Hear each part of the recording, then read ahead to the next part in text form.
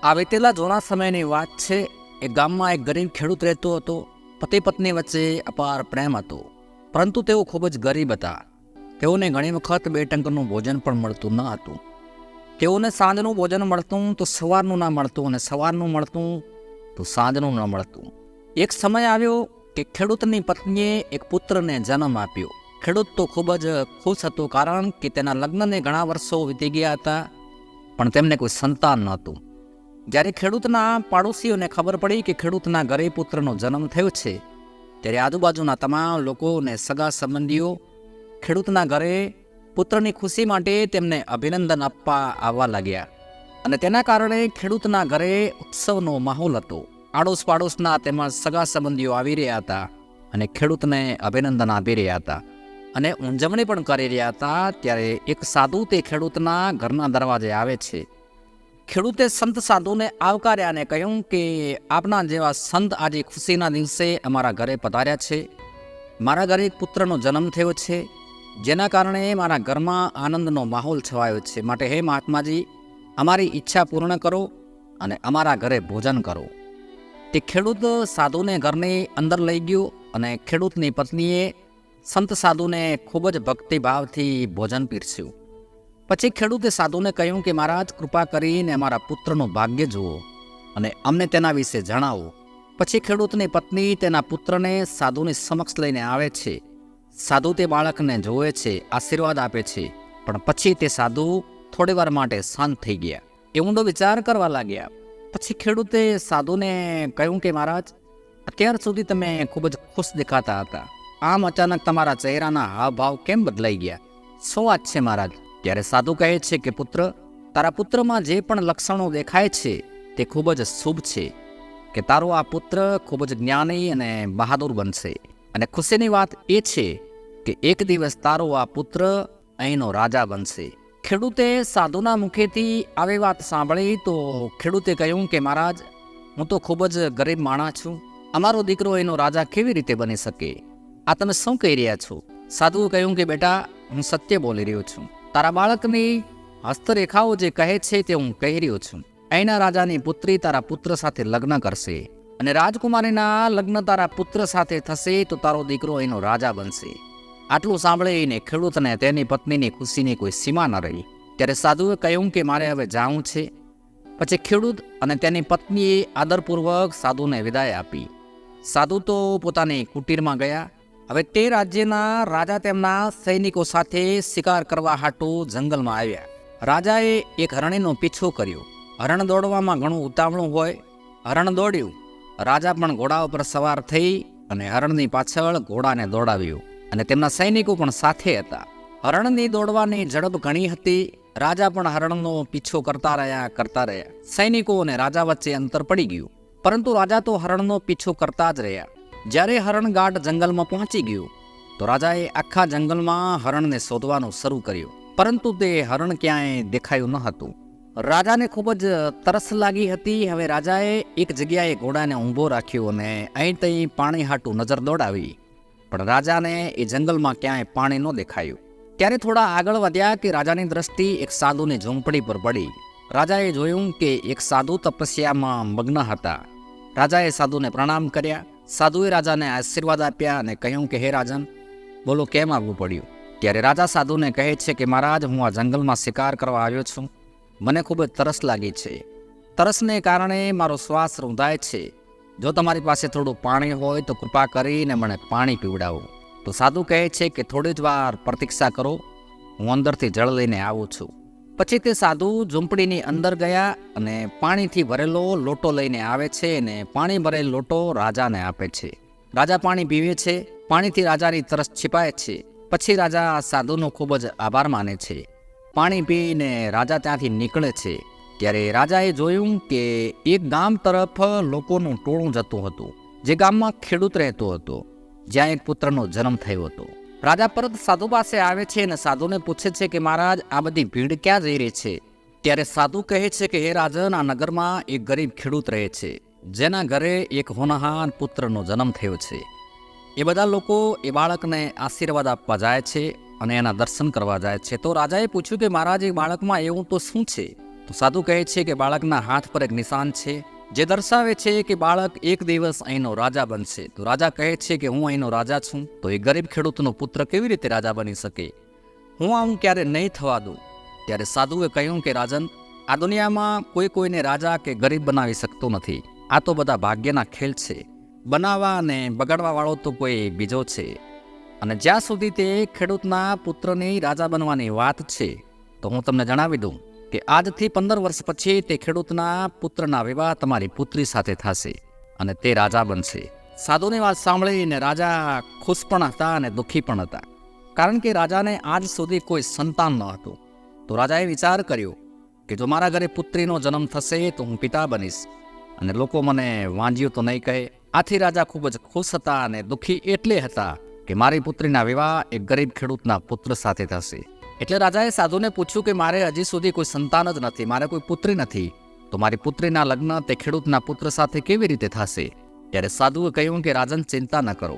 આજથી 1 વર્ષ પછી તમારી રાણીના કુખેથી એક પુત્રીનો જન્મ થશે અને તમે પિતા બનશો. તો રાજા કહે છે કે હું માની લઉં કે 1 વર્ષ પછી હું એક પુત્રીનો પિતા બનીશ, પણ શું તમે જાણો છો કે હું મારી પુત્રીના વિવાહ એક ખેડૂતના દીકરા સાથે ક્યારે નહીં કરું? આવું તો ક્યારે ના બને.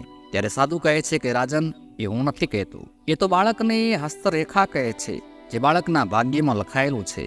તેના ભાગ્યમાં જે લખ્યું છે તે કોઈ મિટાવી શકતો નથી, કારણ કે વિધાતાના લખાણની પંક્તિઓને કોઈ ભૂસી શકતો નથી. જે થવાનું હોય છે તે થઈને જ રહે છે. કોઈ કોઈના ભાગ્યને બદલી શકે નહીં. તે રાજા ખૂબ જ અહંકારી હતા. રાજા અહંકારને વશ થઈ અને ક્રોધિત અવસ્થામાં સાધુને કહે છે કે હે સાધુ, હું આવું ક્યારે નહીં થવા દઉં. હું તેના ભાગ્યમાં લખેલ ભૂંસી નાખીશ. હું વિધાતાના લખાણને પણ બદલી નાખીશ. હું મારી પુત્રીને ગરીબ માણાના દીકરા સાથે ક્યારે નહીં પરણાવું. ત્યારે સાધુએ કહ્યું કે હે રાજન, હું પણ અહીં જ છું અને તમે પણ અહીં જ છો. સમયની પ્રતીક્ષા કરો અને જુઓ કે કોની વાત સત્ય સાબિત થાય છે. અને પછી રાજા તો તે સાધુને વંદન કરી અને તેમના ઘરે જાય છે. પણ રાજાને આખી રાત નિંદર નથી આવતી. વિચાર કરે છે કે શું ઉપાય કરું જેથી સાપ પણ મરી જાય ને લાઠી પણ ના તૂટે. હું આવું બિલકુલ નહીં થવા દઉં, ભલે આના માટે કંઈ પણ કરવું પડે. આખી રાત રાજાની આવા વિચારોમાં જ રાત વીતી ગઈ. સવાર થાય છે અને સવારે રાજાને એક વિચાર આવ્યો. રાજા વિચાર કરે છે કે કેમ ના હું વેશપટ્ટો કરી અને તે ખેડૂતના ઘરે જાઉં અને કોઈક રીતે તે ખેડૂતના પુત્રને લાવીને તેને મારી નાખું. રાજા બ્રાહ્મણનો વેશ ધારણ કરીને તે ખેડૂતના ગામ તરફ જાય છે. રાજાએ ત્યાંના લોકોને ખેડૂતના ઘરનું સરનામું પૂછ્યું. પછી જ્યારે રાજા ખેડૂતના ઘરે પહોંચે છે ત્યારે તેમણે કોઈ વ્યક્તિના માધ્યમથી ખેડૂતને સંદેશો મોકલાવ્યો અને કહ્યું કે ખેડૂતને જઈને કહો કે એક બ્રાહ્મણ તમને મળવા આવ્યો છે.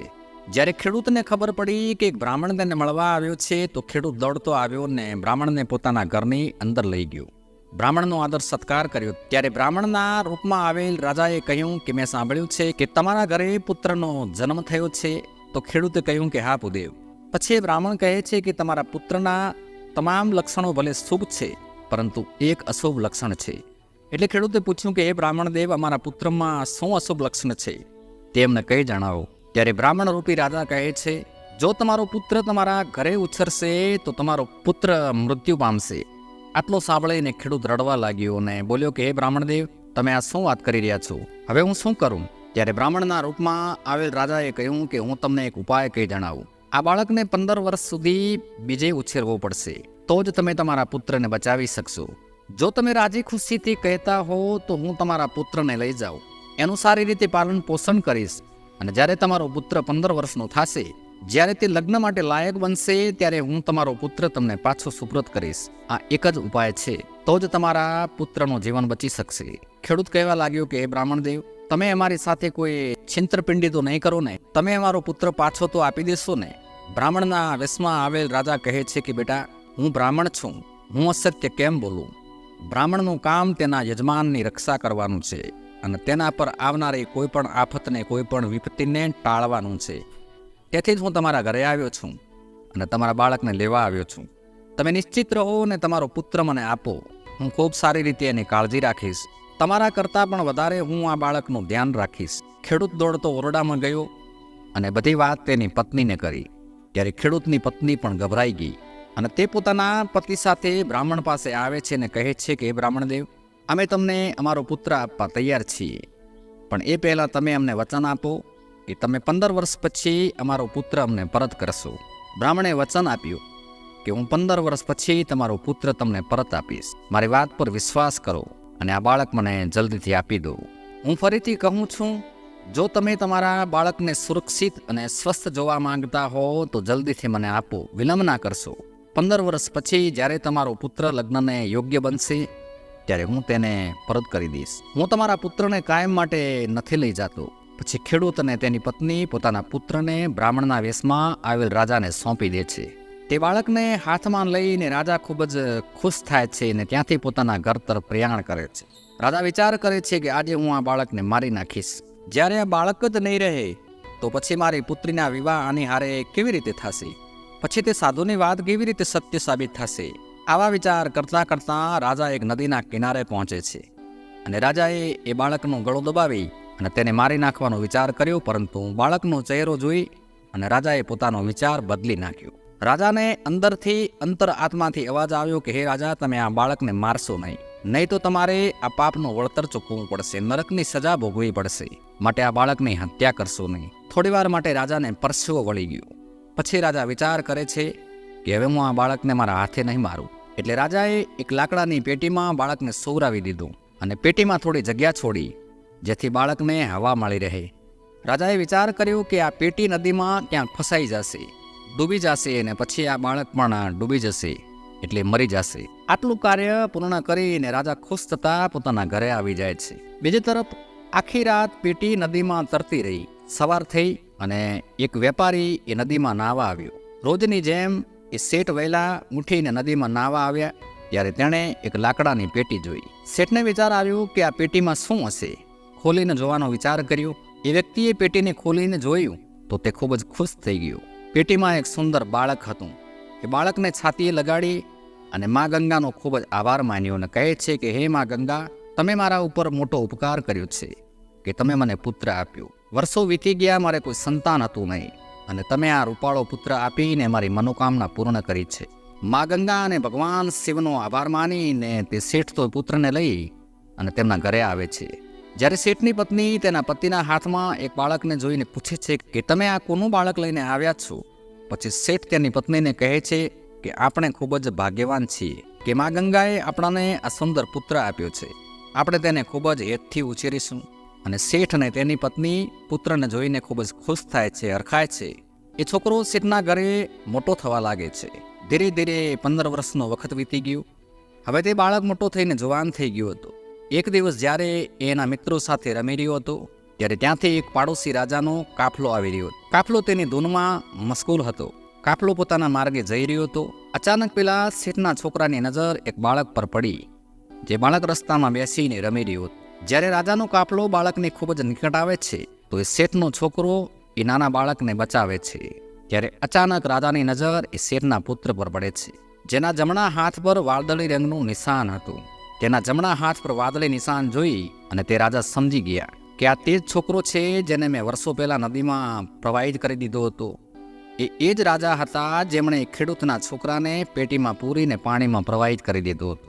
અને જે છોકરાએ બાળકને બચાવ્યો હતો તે ગરીબ ખેડૂતનો જ પુત્ર હતો, જેને રાજા કપટ કરીને લાવે છે અને તેને મારી નાખવાનો પ્લાન બનાવ્યો હતો. છતાં પાકું કરવા હાટુ રાજાએ એ શેઠના પુત્રને પોતાની પાસે બોલાવ્યો અને પૂછ્યું કે બેટા, તું ખૂબ જ બહાદુર છોકરો છે. હું તારાથી ખૂબ જ પ્રસન્ન થયો છું કારણ કે મને બહાદુર છોકરા ખૂબ જ પસંદ છે. એટલે રાજાએ છોકરાને પૂછ્યું કે તારા માતા પિતા કોણ છે? બેટા, હું તારા માતા પિતાને મળીને એમનો આભાર વ્યક્ત કરવા માગું છું. શું તું મને તારા માતા પિતા પાસે લઈ જઈશ? છોકરાએ કહ્યું કે જરૂર રાજા સાહેબ, હું તમને મારા ઘરે લઈ જઈશ. એ છોકરો રાજાને તેના ઘરે લઈ ગયો. જ્યારે શેઠે જોયું કે તેમનો પુત્ર રાજાને લઈને આવ્યો છે ત્યારે શેઠે પૂછ્યું કે મહારાજ, તમે મારા ઘરે આવવાની તકલીફ કેમ લીધી? ત્યારે રાજાએ કહ્યું કે શેઠ, તમારો દીકરો ખૂબ જ બહાદુર છે, જેણે મારા કાફલાથી એક નાનકડા બાળકનો જીવ બચાવ્યો છે. નહીતર તે બાળક કાફલાથી કચડાઈને મરી ચૂક્યો હોત. તમારો છોકરો ખરેખર ખૂબ જ બહાદુર છે, તેથી હું તમારો આભાર માનવા આવ્યો છું. ત્યારે તે શેઠ કહે છે કે અરે મહારાજ, આ છોકરો મને મા ગંગાજીએ આપ્યો છે. તો રાજાએ પૂછ્યું કે શું આ છોકરો તમારો નથી? આ છોકરો તમને ગંગાજીએ કેવી રીતે આપ્યો? ત્યારે શેઠ કહે છે કે રાજા સાહેબ, આજથી 15 વર્ષ પહેલાંની આ વાત છે. જ્યારે હું ગંગાજીમાં સ્નાન કરવા ગયો હતો ત્યારે મને પાણીમાં તરતી એક લાકડાની પેટી મળી હતી. પેટી ખોલીને મેં જોયું તો આ છોકરો હતો. હું તેને મારા ઘરે લઈ આવ્યો હતો અને અમે ઉછેરીને તેને મોટો કર્યો છે. પછી રાજાને ખાતરી થઈ ગઈ કે આ એ જ બાળક છે જેને મેં 15 વર્ષ પહેલાં પેટીમાં ભરીને નદીમાં પ્રવાહિત કરી દીધું હતું. હવે રાજા તો ખૂબ જ દુઃખી થઈ ગયા અને વિચારવા લાગ્યા કે સાધુએ જે કહ્યું હતું તે સત્ય સાબિત થશે કે શું આના વિવાહ મારી પુત્રી સાથે થશે? હવે મારે આ રસ્તાના કાંટાને હટાવવો પડશે. પછી રાજાએ એક પત્ર લખ્યો અને પત્ર લખ્યા પછી એ પત્રને એક કવરમાં બંધ કરી દીધો અને કવર ઉપર તેમની સહી પણ કરી દીધી. પોતાની મોર લગાવીને તે શેઠના પુત્રને કવર આપી દીધું. તો શેઠે રાજાને પૂછ્યું કે રાજા સાહેબ, તમે આ પત્ર મારા પુત્રને કેમ આપ્યો? જ્યારે રાજાએ કહ્યું કે શેઠ, તમારા પુત્રની બહાદુરી જોઈ હું ઈચ્છું છું કે આ તમારો બહાદુર પુત્ર મારી સાથે રહે. આટલું સાંભળીને શેઠ તો ખૂબ જ ખુશ થયા અને વિચારવા લાગ્યા કે મારો દીકરો રાજાની સાથે રહેશે એ તો બહુ સારી વાત છે, અને જો તે રાજાની સાથે રહે તો આનાથી વધુ સારું શું હોઈ શકે? શેઠે રાજાને કહ્યું કે આપ મારા પુત્રને તમારી સાથે લઈ જઈ શકો છો. એટલે રાજાએ શેઠના દીકરાને કહ્યું કે બેટા, અત્યારે હું બીજી જગ્યાએ જઈ રહ્યો છું, મને પરત આવવામાં થોડા દિવસ લાગશે. તું આ પત્ર લઈને મારા મહેલમાં જા અને આ પત્ર રાણીને આપજે, જે તને નોકરી રાખશે. આટલું કહીને રાજા ત્યાંથી નીકળી ગયા અને શેઠનો પુત્ર પત્ર લઈ અને રાજાના મહેલ તરફ પ્રયાણ કરે છે. રાજાનો મહેલ ઘણો દૂર હતો. ચાલતા ચાલતા તે એક જંગલમાં પહોંચ્યો. રાત પડવાનો વખત થઈ ગયો. છોકરાએ વિચાર કર્યો, હવે રાત થવા આવી છે, રાત્રે ચાલવું સારું નથી. જંગલી પ્રાણીઓ મને જોઈ ગયા તો મારું જીવન જોખમમાં આવી શકે છે. તે વિચારવા લાગ્યો કે હવે રાત ક્યાં વિતાવી. ત્યાં તેની દ્રષ્ટિ એક ઝૂંપડી પર પડી. છોકરાએ વિચાર કર્યો કે આજની રાત આ ઝૂંપડીમાં વિતાવી દઉં, સવાર પડતા નીકળી જઈશ. તે છોકરો એ ઝૂંપડીમાં ગયો અને જોયું તો તે સ્તબ્ધ થઈ ગયો, કારણ કે તે ઝૂંપડીની અંદર નીચે જવાની કેટલીક સીડીઓ હતી. એક આલિશાન મહેલ તરફ જવાનો રસ્તો હતો. છોકરાએ વિચાર કર્યો કે આ રસ્તો ક્યાં જાય છે. છોકરો એ જ રસ્તે અંદર ઉતરીને એ જ આલિશાન મહેલમાં પહોંચ્યો. જ્યાં થોડું આગળ ચાલ્યા પછી તેણે જોયું કે મહેલની અંદર એક અડ્ડો હતો અને અડ્ડામાં એક વૃદ્ધ સ્ત્રી બેઠી હતી. તે છોકરો તે વૃદ્ધ સ્ત્રી પાસે ગયો અને વૃદ્ધ સ્ત્રીએ છોકરાને જોયો અને પૂછવા લાગી કે બેટા, તું અહીં કેવી રીતે આવ્યો? અરે, તને બહાર કોઈ મળ્યું નહીં, કોઈએ તને રોક્યો નહીં? ત્યારે છોકરાએ વૃદ્ધ સ્ત્રીને કહ્યું કે માતાજી, હું અહીંના રાજાના રાજમહેલમાં જઈ રહ્યો છું. મને રસ્તામાં મોડું થઈ ગયું છે, માટે હું આ જગ્યાએ રાત વિતાવવા આવ્યો છું. સવાર થતાં જ હું નીકળી જઈશ. ત્યારે વૃદ્ધ માતાજીએ કહ્યું કે અરે બેટા, તારું અહીં રહેવું ખૂબ જ જોખમી છે. છોકરાએ પૂછ્યું, માતાજી, અહીં શું જોખમ છે? ત્યારે વૃદ્ધ માજીએ કહ્યું કે બેટા, આ લૂંટારાઓનો અડ્ડો છે. થોડા સમય પછી તેઓ આવશે અને જ્યારે તેઓ તને જોશે ત્યારે તેઓ તને મારી નાખશે. તેથી બેટા, તું અહીંથી દૂર ચાલ્યો જા. છોકરાએ કહ્યું કે હે માતાજી, હું બહાર કેવી રીતે જાઉં?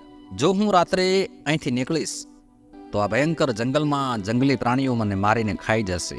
માટે હે માતાજી, આજની રાત મને અહીં વિતાવવા દો અને સવાર પડતાં જ હું નીકળી જઈશ. છોકરાના આવા શબ્દો સાંભળીને વૃદ્ધ માતાને દયા આવી અને કહે છે કે ઠીક છે, તો પછી તું અહીં ખૂણામાં સૂઈ જા. પછી તે છોકરો એક ખૂણામાં સૂઈ જાય છે. જ્યારે લૂંટારાઓ આવે છે અને તે અજાણ્યા છોકરાને ઊંઘેલો જોવે છે ત્યારે તેઓ વૃદ્ધ માજીને પૂછે છે કે હે માતાજી, આ અજાણ્યો છોકરો અહીં કેવી રીતે આવ્યો? તમે તેને અહીં કેમ સુવા દીધું? પછી વૃદ્ધ માતાજીએ સમગ્ર ઘટનાક્રમ બધા લૂંટારાઓને સંભળાવ્યો અને કહ્યું કે તે રાજાના મહેલમાં જઈ રહ્યો છે, રાત થઈ ગઈ છે, એટલે આજની રાત વિતાવવા માટે અહીં આવ્યો છે. લૂંટારાઓએ પૂછ્યું કે શું તે રાજા દ્વારા મોકલામાં આવેલ કોઈ જાસૂસ તો નથી ને? એટલે કે તે આપણા અડ્ડા વિશે જાણવા માટે તો નથી આવ્યો ને? જો રાજાને આપણા અડ્ડા વિશે ખબર પડી જશે તો તે આપણા બધાને જેલમાં ધકેલી દેશે અને આખું જીવન જેલમાં પસાર કરવું પડશે. તો વૃદ્ધ માજીએ કહ્યું કે આમ તો ના જ થઈ શકે. તો પછી એક લૂંટારું કહેવા લાગ્યું કે પહેલાં તેની તલાશી લઈએ, તેની પાસે કંઈ છે કે નહીં. એક લૂંટારાએ સૂતેલા છોકરાની તલાશી લીધી. તેને એક પત્ર સિવાય બીજું કંઈ પણ મળ્યું નહીં. જે એક પેક કવર હતું જે મળ્યું.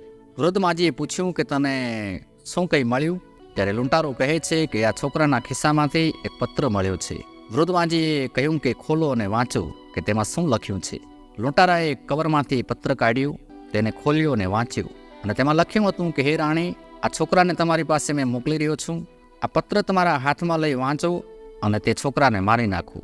અને તમે વિચારતા હશો કે હું આ છોકરાને તમારા દ્વારા કેમ મરાવવા માગું છું. એ પછી હું તમને ઘરે આવીને બધું કહી જણાવીશ. જ્યારે ડાકુએ આ વાંચ્યું ત્યારે તે બોલી ઉઠ્યો કે અહીંનો રાજા તો ખૂબ જ દયાહીન છે. તો વૃદ્ધ માતાજીએ પૂછ્યું કે શું થયું? એ પત્રમાં શું લખ્યું છે? પછી તેણે બધી વાત કહી. તો વૃદ્ધ માજી આ સાંભળીને સ્તબ્ધ થઈ ગયા અને લૂંટારાને કહ્યું કે બેટા, આ તે કેવો ભોળો બાળક છે, અને અહીંનો રાજા કેટલો દુષ્ટ છે. જ્યાં ભોળા હૃદયના બાળકને મારવા માગે છે, તો એક કામ કર, આ પત્રની જેમ બીજો પત્ર લે અને તેમાં લખ કે હે રાણી, આ છોકરો ખૂબ જ બહાદુર અને બુદ્ધિશાળી છે. આપણી પુત્રીના તાત્કાલિક હું આવું એ પહેલાં આની સાથે વિવાહ કરાવી દઉં. તમે વિચારતા હશો કે હું આપણી પુત્રીના લગ્ન એક અજાણ્યા છોકરા સાથે કેમ કરાવું છું, તો એ આખી હકીકત હું તમને આવીને જણાવીશ. લૂંટારાએ લખેલ પત્રને એ જ કવરમાં બંધ કરી દીધું. એ કવર ઉપર રાજાના હસ્તાક્ષર હતા. કવર એ જ રાખ્યું, અંદરનો પત્ર બદલી નાખ્યું. પછી એ કવર તે છોકરાના ખિસ્સામાં પાછું મૂકી દીધું. જ્યારે સવાર થાય છે ત્યારે વ્રત માતાજીએ છોકરાને જગાડ્યો અને કહ્યું કે બેટા, સવાર થઈ ગઈ છે, હવે તું અહીંથી જ્યાં ઈચ્છે ત્યાં જઈ શકે છે. એ છોકરો વૃદ્ધ માતાજીનો આભાર માને છે અને ત્યાંથી ચાલતો થયો. ચાલતા ચાલતા છોકરો રાજમહેલમાં રાણી પાસે પહોંચ્યો અને તે પત્ર કાઢીને રાણીના હાથમાં આપી દીધો. જ્યારે રાણીએ તે પત્ર ખોલ્યો અને વાંચ્યો ત્યારે તેમાં લખ્યું હતું કે રાણી, આ છોકરો ખૂબ જ હોનહાર, બહાદુર અને બુદ્ધિશાળી છે. આપણી પુત્રીને તેની સાથે તરત જ પરણાવી દો. અને તમે વિચારતા હશો કે હું આપણી દીકરીના લગ્ન અજાણ્યા છોકરા સાથે કેમ કરાવી રહ્યો છું, તો એ હું તમને ઘરે આવીને જણાવીશ. રાણીએ પત્ર વાંચ્યું. કવર ઉપર રાજાની સહી હતી, મોહર હતી. પછી રાણીએ તરત જ પંડિતને બોલાવી અને તેની પુત્રીના લગ્ન તે શેઠના પુત્ર સાથે કરાવી દીધા, જે એક ગરીબ ખેડૂતનો પુત્ર હતો. હવે તે છોકરો તે જ રાજમહેલમાં સુખેથી રહેવા લાગ્યો. થોડા દિવસ પછી જ્યારે રાજા રાજમહેલમાં આવે છે અને જોવે છે તો તે છોકરો તેમની ગાદી પર બેઠો હોય છે. રાજા ચોંકી જાય છે અને વિચાર કરે છે કે મેં તેને મારવા માટે મોકલ્યો હતો, પણ તે તો રાજા બની ગયો છે. આ કેવી રીતે શક્ય બન્યું? મારી રાણીએ તેને માર્યો કેમ નહીં? એવું લાગે છે મારી પુત્રીના વિવાહ પણ તેની સાથે થઈ ગયા છે, તેથી તે મારા સિંહાસન પર બેઠો છે. રાજા ખૂબ જ ક્રોધિત થાય છે અને તરત જ તેમની રાણી પાસે જાય છે અને પૂછે છે કે રાણી, તમે આ શું કર્યું? અરે, મેં તેને મારી નાખવા માટે તમારી પાસે મોકલ્યો હતો, પણ તમે આપણી પુત્રીના લગ્ન તેની સાથે કરાવી દીધા. તમે તેને મારવાના બદલે મારી ગાદી ઉપર બેસાડી દીધું. ત્યારે રાણીએ કહ્યું કે મહારાજ, તમે જૂઠું બોલો છો. અરે, તમે એ પત્રમાં લખ્યું હતું કે તમે આપણી દીકરીના તરત જ છોકરા સાથે લગ્ન કરાવી દો. રાજાએ કહ્યું કે તે પત્ર ક્યાં છે, મારે વાંચવો છે. રાણીએ પત્ર આપ્યું. પત્ર વાંચીને રાજાની અંદર ક્રોધની આગ ભભૂકી ઉઠી. રાજા વિચાર કરે છે કે મારી સાથે મોટો વિશ્વાસઘાત થઈ ગયો છે. રાજા તરત જ તે છોકરાને તેમના સૈનિકો દ્વારા પકડાવીને કેદ કરાવે છે અને કહે છે કે અરે દુષ્ટ, તે મારી સાથે મોટો છળ કર્યો છે. તે મારી સાથે છિંતરપડી કરી છે, જેથી કે તું મારી પુત્રી સાથે લગ્ન કરી શકે અને મારી ગાદી છીનવી અને તું પોતે અહીંનો રાજા બની શકે. તે મારી સાથે આવું કેમ કર્યું? તારી આ ઈચ્છા ક્યારે પૂર્ણ નહીં થાય. ત્યારે તે શેઠનો પુત્ર કહે છે કે રાજા સાહેબ, તમે શું બોલી રહ્યા છો? તમે કયા ખેડૂતની વાત કરી રહ્યા છો? અરે, હું તો એ શેઠનો દીકરો છું, હું ખેડૂતનો દીકરો નથી. ત્યારે રાજા કહે છે કે હું તારા સાચા માતા પિતાને સારી રીતે ઓળખું છું, પણ યાદ રાખજે કે તું અહીંનો રાજા ક્યારે નહીં બની શકે. આજે હું તને જીવતો નહીં છોડું. એમ કહીને રાજાએ તલવાર કાઢી અને છોકરા ઉપર ઘા કરવા જાય ત્યારે તે છોકરાની પત્ની એટલે કે તે રાજાની પુત્રી વચ્ચે આવીને ઊભી રહી અને તે રાજાને કહે છે કે પિતાજી, જ્યાં સુધી હું જીવિત છું ત્યાં સુધી તમે તેમને મારી નહીં શકો. એ મારા પતિ પરમેશ્વર છે, તેમને મારવા માટે તમારે મારી લાશ ઉપરથી પસાર થવું પડશે. જ્યારે રાજાની પુત્રી આવું બોલે છે ત્યારે રાજા ત્યાં જ અટકી જાય છે અને તેમની તલવાર નીચે કરે છે. એ જ સમયે રાજાનો એક સિપાહી દોડતો આવે છે અને રાજાને કહે છે કે મહારાજ, એક સંત સાધુ આપને મળવા માટે આવ્યા છે અને એ તરત જ તમને મળવા માંગે છે. રાજાએ કહ્યું કે સાધુને તરત જ લઈ આવો. સિપાહી તે સાધુને લઈને રાજા પાસે આવ્યો. રાજાએ કહ્યું કે બોલો સાધુ મહારાજ, તમે કયા હેતુથી આવ્યા છો? ત્યારે તે સાધુ કહે છે કે રાજન, તમે મને ઓળખ્યું નહીં? રાજાએ કહ્યું, ના, તમે કોણ છો? ત્યારે સાધુ ખૂબ જ નમ્રતાથી કહે છે કે રાજન, હું એ જ સાધુ છું જેને તમે 15 વર્ષ પહેલાં મળ્યા હતા. મેં તમને કહ્યું હતું કે તમારી પુત્રીના લગ્ન તે ગરીબ ખેડૂતના પુત્ર સાથે થશે અને તે તમારા રાજ્યનો રાજા બનશે. તમે જોઈ લીધું ને કે કોઈના ભાગ્યમાં જે કંઈ લખેલું હોય છે તે થાય જ છે, તેને કોઈ ના બદલી શકે. રાજા હાથ જોડીને સાધુની ક્ષમા માગે છે અને કહે છે કે મહારાજ, તમે સત્ય કહ્યું હતું કે જે કોઈના ભાગ્યમાં લખેલું હોય છે તે તેને મળે જ છે. રાજાએ કહ્યું કે હે સાધુ મહારાજ, હું ભાગ્ય દેવતાની સામે હારી ગયો છું. મારામાં જે અભિમાન હતું, જે અહંકાર હતો, તે આજે ચકનાચૂર થઈ ગયું છે. મેં ભાગ્યને બદલવાની કોશિશ કરી, ભૂંસી નાખવાનો પ્રયાસ કર્યો, પણ હું હારી ચૂક્યો છું. ત્યારે સાધુ કહે છે કે રાજન, આ નકામી ચિંતા છોડી દો અને ખેડૂતના પુત્રને તમારા જમાઈ તરીકે સ્વીકાર કરો અને તેને આ રાજપાટ સોંપી દો. પછી ભગવાનની ભક્તિ કરવા હાટું મારી સાથે જંગલમાં આવો, કારણ કે સાચું સુખ ભગવાનની ભક્તિમાં છે, રાજશાસનમાં નથી. અને એવું જ થયું. રાજાએ તે ખેડૂતના પુત્રને પોતાના જમાઈ તરીકે સ્વીકારી લીધો અને સાધુ સામે તેને રાજતિલક કર્યા. સંસારના સુખનો ત્યાગ કરી અને ભગવાનની ભક્તિ કરવા માટે જંગલમાં ગયા. બીજી તરફ તે ગરીબ ખેડૂતને ખબર પડે છે કે તેમનો પુત્ર સાધુના કયા મુજબ રાજા બની ગયો છે. તેથી તે ખેડૂત ખૂબ જ ખુશ થાય છે અને એક દિવસ તેના પુત્રને મળવા જાય છે. પુત્ર અને વહુ સાથે રહેવા લાગે છે. તો વાલા દર્શક મિત્રો, હવે તમે સમજી ગયા છો કે કોઈ પણ ભાગ્યને બદલી શકતું નથી, કોઈ ભાગ્યને ભૂંસી શકતું નથી. જે જેના નસીબમાં લખ્યું હોય છે તે વર્તાય જ છે. વિધાતાના લખેલા લેખને મિટાવવાવાળા કેટલાય માટીમાં મળી ગયા, પરંતુ ભાગ્યના લખાણને કોઈ ભૂંસી શક્યું નથી. આટલો સમય આપવા બદલ તમારો ખૂબ ખૂબ આભાર. જય શ્રી કૃષ્ણ.